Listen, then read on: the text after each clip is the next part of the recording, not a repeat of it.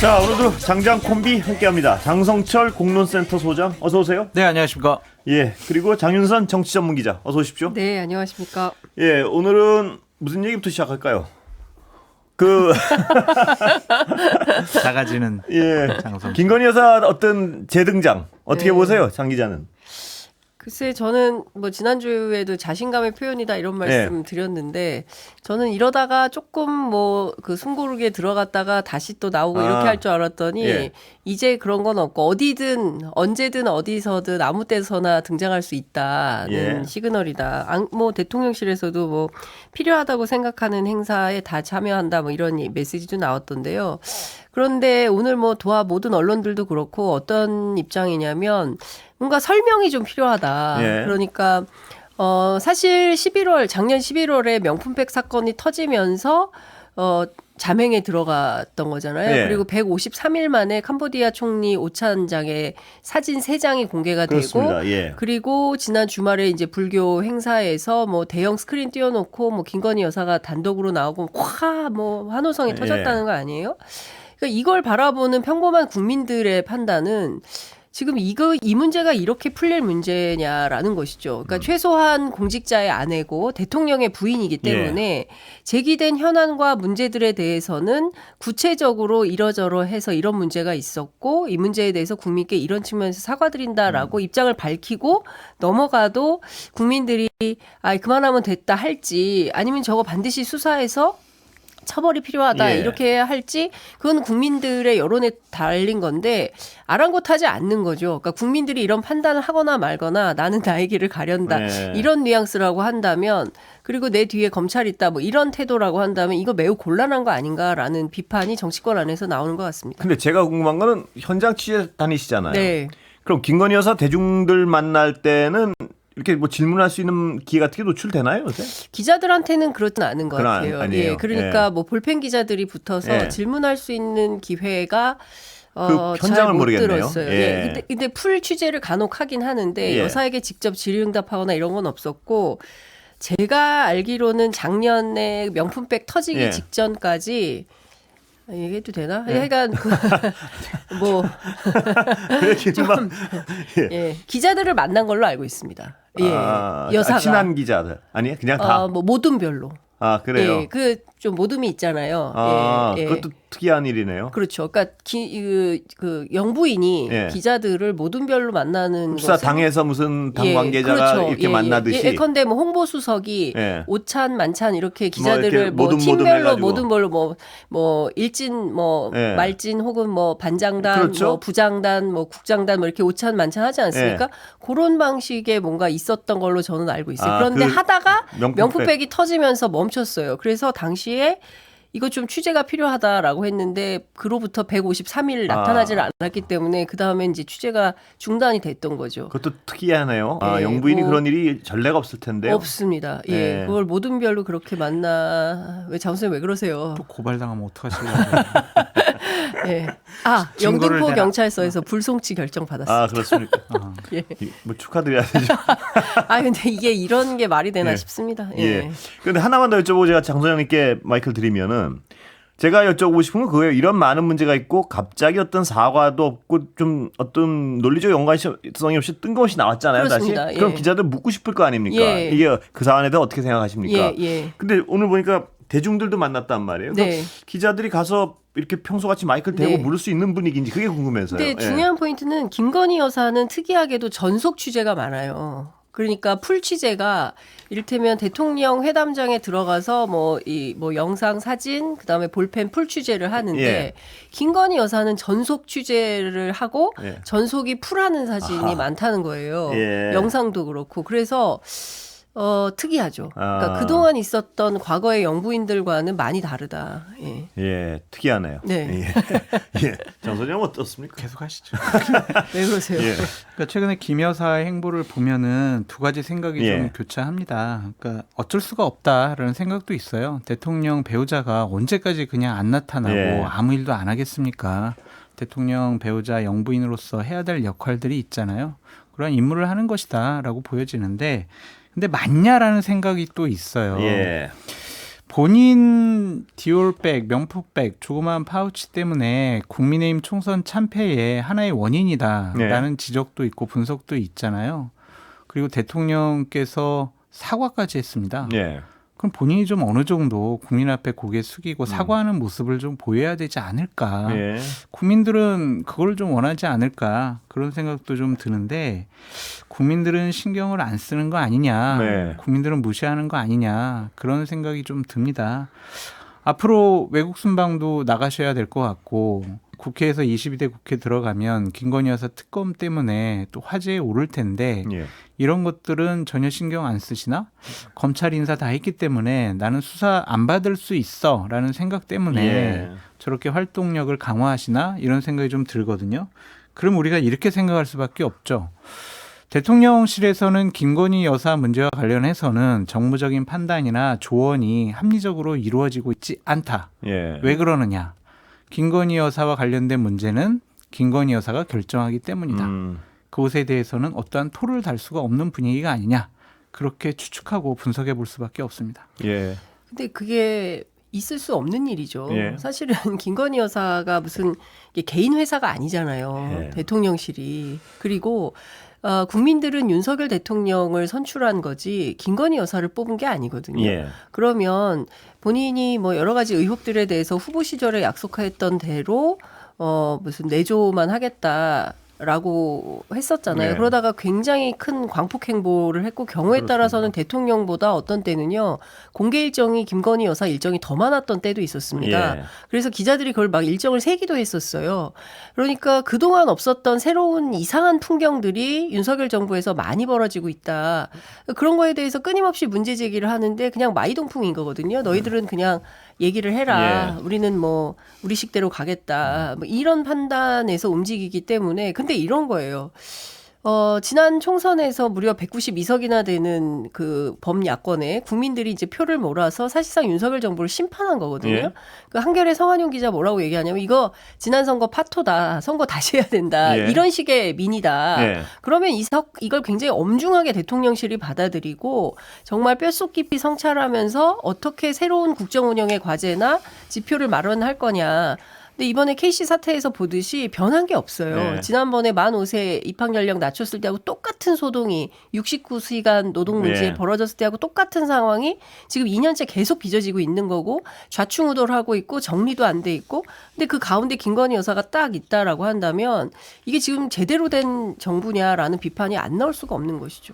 그러니까 그렇게 가만 어떤 모습을 노출 안 하다가 요새 갑자기 하는 건 말씀하신 대로 자신감인가요? 갑자기 이제 정리될 거 정리됐다 이런 건가요? 뭐 그런 생각이 없으면은 과연 다시 등장을 하셨을까라는 예. 생각이 좀 드는데 국민의힘이 상당히 애가 타고 답답할 것 같아요. 그럴 것 같습니다. 김건희 예. 여사 문제와 관련해서는 처리를 하고 민주당과 협상도 하고 또 막아야 될 부분은 막아야 하고 이런 것들은 다 국민의힘 의원들이 국회에서 해야 될 일이 있잖아요. 예. 그러니까 그런 것들이 과연 국민의힘이나 대통령 지지율에 긍정적으로 나타날 것이냐 그렇지 않을 것 같거든요. 예. 근데 당에서 김건희 여사 문제 이렇게 좀 하세요라고 해도 대통령실은 요지부동입니다. 그러니까 제2부속실 설치하세요라고 하더라도 그리고 특별감찰관 임명하세요라고 하더라도 안 하잖아요. 예. 지금 2년째. 그럼 할 생각이 없는 거다라고 볼 수밖에 없거든요. 그러니까 국민의힘에선 판단을 해야 해요. 계속 말로만 수직적 뭐 대통령실과의 관계 안 하고 수평적인 관계를 유지하겠습니다. 이렇게 얘기를 하잖아요. 그럼 그런 것들을 얘기를 하고 성취를 해내야 돼요. 그래야 국민들에게 저희들이 이렇게 바꿔나갈게요. 저희들한테 관심을 다시 한번 가져주세요. 이럴 텐데 거기서 아무 말도 못 하잖아요. 네. 저조차도 이제 장윤성 기자님이 김건희 여사 얘기하면 제 귀를 틀어막고 싶은 그런 생각이 든단 말이에요. 네.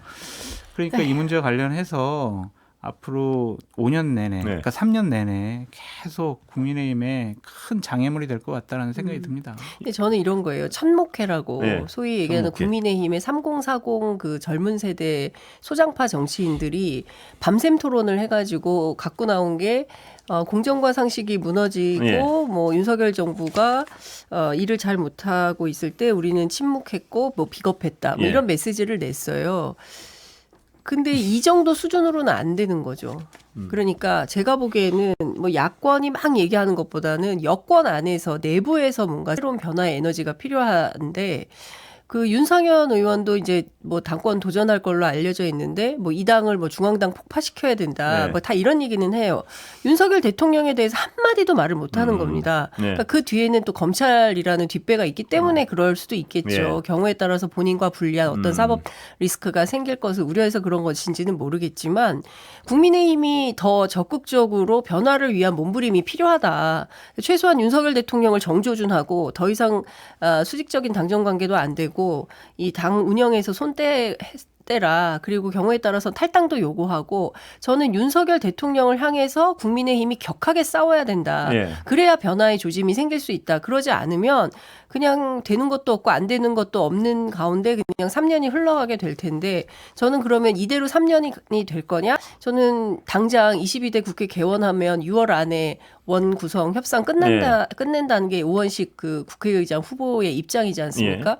그러면 6월부터 사실상 시작된다고 보고 적어도 정기국회 전에는 뭐 특검법 줄줄이 통과될 수도 있게 되는 거죠. 네. 그러면 상황은 굉장히 심각한 정쟁의 국면으로 또 빠져들 텐데 이러다가 그냥 지나가면 국민들이 너무 답답한 거죠. 정말. 이게 맞는 거냐라는 비판이 나올 수밖에 없다고 봅니다.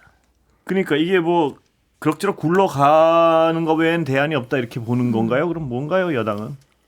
생각이 없는 것 같아요. 이 김건희 여사 문제와 관련해서는 예. 건들면 안 된다, 언급하면 안 된다 그런 생각을 하고 있는 것 같습니다. 근데 그건 진짜 심각한 건데요. 이건 제 생각이니까 좀 그쪽 이렇게 뭐 심각하다고 하지 마세요. 이 시스템이 무너지고 있는 게 보이는데 그거를 그냥 생각이 없다. 그냥 손 놓고 얘기를 안 하잖아요. 언급도 안 하고. 그러니까요. 그럼 그렇게 우리가 분석해 볼 수밖에 없어요. 시스템이 무너진 게 아니라 이 어떤 김건희 여사를 둘러싼 성역이라는 시스템이 견고하게 자리 잡고 있는 것 같아요. 뭐 그럴 수도 여러 있고요. 가지 어떤 그런데 지금 어떤 특검 문제도 나오고 하니까 김정숙 여사의 특검 문제까지 들고 나오고 있습니다. 여당은 어떻게 보세요? 예, 두 분.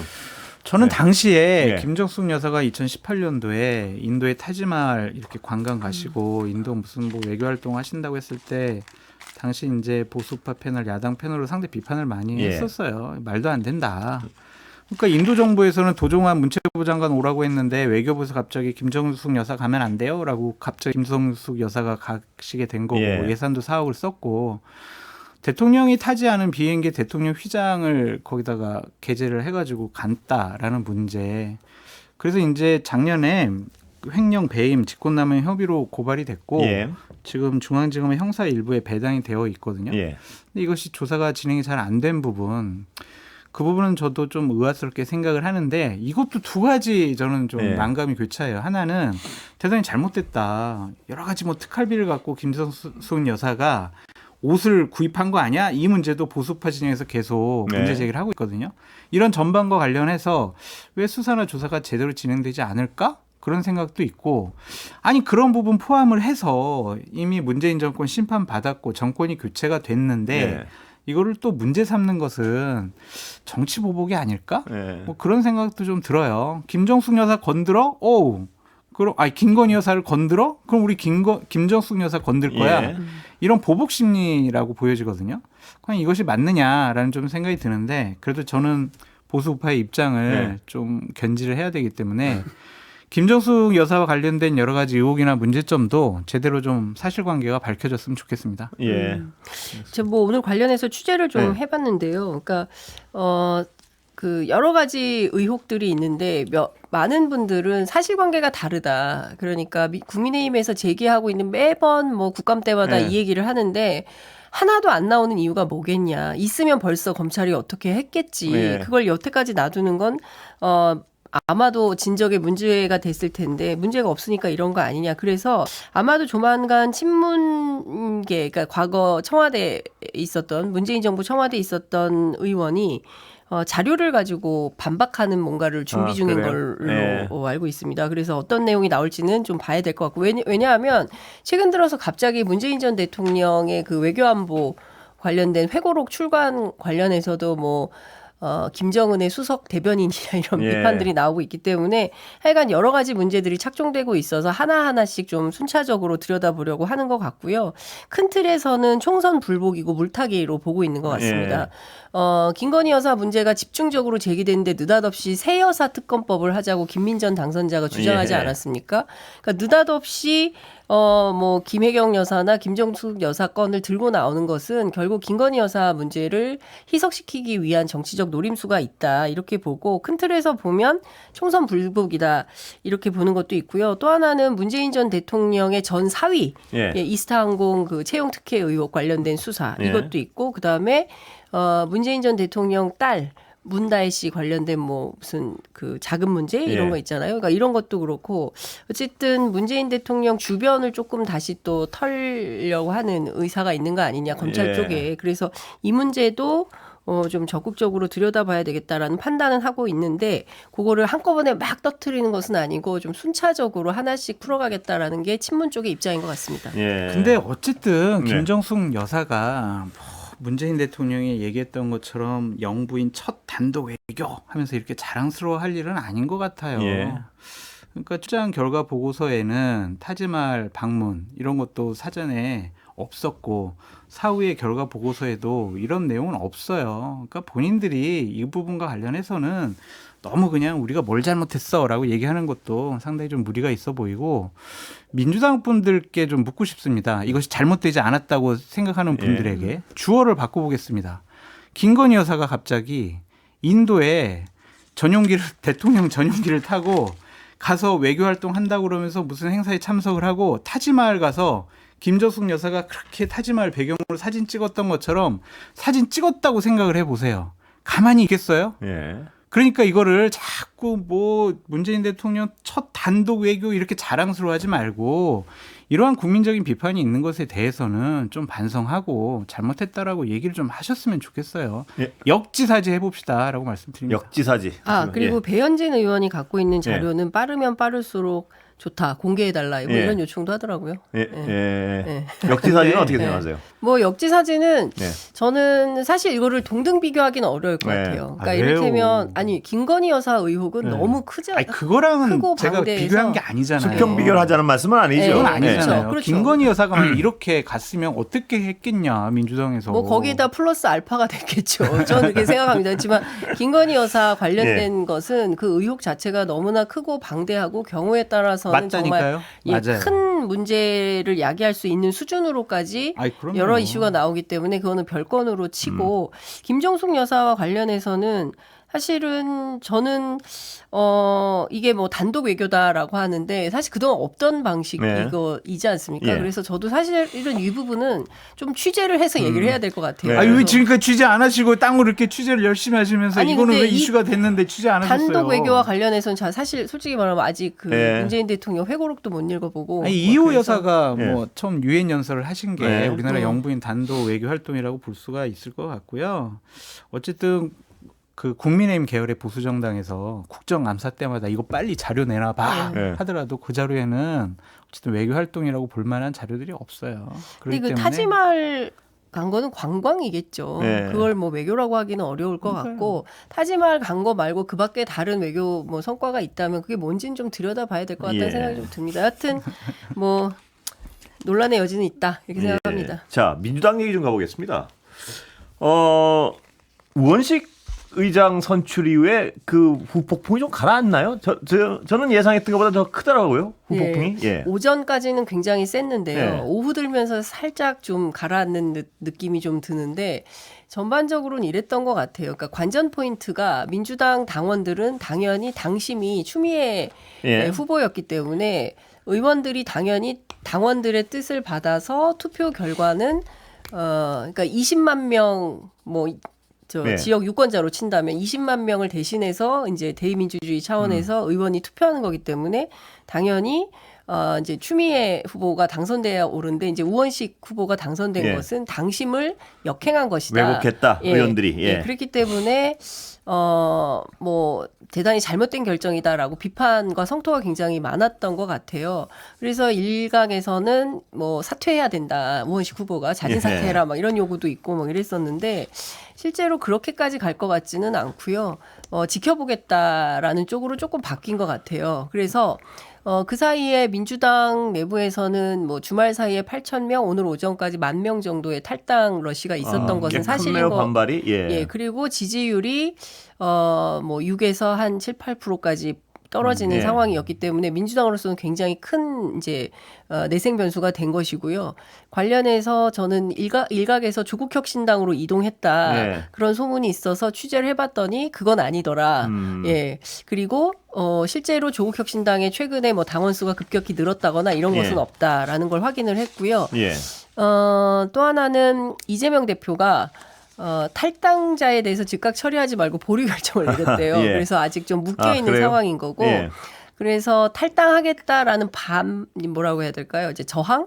뭐 이런 것은 있었지만 그게 실제로 연결되는 것 같지는 않습니다. 근데 예. 다만 당원들 입장에서는 본인들이 판단했던 어떤 민주주의 절차에서 원하는 후보가 당선되지 않은 것에 대한 불만 또 뭐 섭섭함, 서운함 뭐 이런 것들이 투영됐다 뭐 이렇게 하고 있는 것 제가 같아요. 궁금한 거는요. 이 어떤 당원들이 당원들 대다수가 원하는 뭐 대다수인지 얼마 그냥 다수인지 모르겠는데 하여튼 당원들 다수가 원하는 사람이 국회의원들이 왜 당신들 마음대로 우리 어떤 뜻을 왜곡해 이런 어떤 반발까지는 알겠는데 그렇다고 우원식 의원이 과거에 어떤 이 당원들이 그렇죠. 비토할 만한 무슨 행위를 하는 분은 아니잖아요. 그렇습니다. 그러니까 네. 지금 관전 포인트가 우원식 후보가 뭘 잘못했다는 게 아니라 네. 우원식 후보가 뭘 나쁘다거나 이런 게 아니라 당원들의 뜻이 제대로 구현되지 않았다는 것에 대한 비토. 예. 이렇게 이해를 해야 될 것 같아요. 좀 복잡하긴 한데. 그런 거죠. 예. 헌정사상 예. 국회의장 뽑는데 당원들의 당심이 반영되는 경우가 있었습니까? 예. 그러니까 왜 그러지 않았을까라는 걸 민주당이 좀 생각을 해보고요. 총선에서 자꾸 승리했다라고 얘기를 하시면서 모든 행동들을 합리화하려고 하는데 그건 옳지 않은 것 같습니다. 그러니까 이재명 당대표께서도 강성한 당원들이 요구를 하면 예. 어쩔 수 없겠지만 예. 다음에 와서 목요일에 다시 한번 말씀드릴게요. 예, 두 분 말씀 감사합니다. 주제해주세요. 장성철 공론센터 소장, 장윤선 정치전문기자였습니다. 아까 장윤선 기자가 말씀하신 그 당 여론조사는요. 리얼미터 여론조사에서 민주당 지지율 떨어지는 거 전국 16일에서 17일 전국 18세 이상 1,001명을 대상으로 진행한 정당 지지도 조사고요. 더불어민주당 34.5%를 기록했답니다. 예, 민주당 6.1%포인트 하락했고요. 예, 자세한 사항은 중앙선거 여론조사 심의위원회 홈페이지 참조하시면 됩니다. 죄송합니다. 예, 감사합니다. 감사합니다. 네, 감사합니다.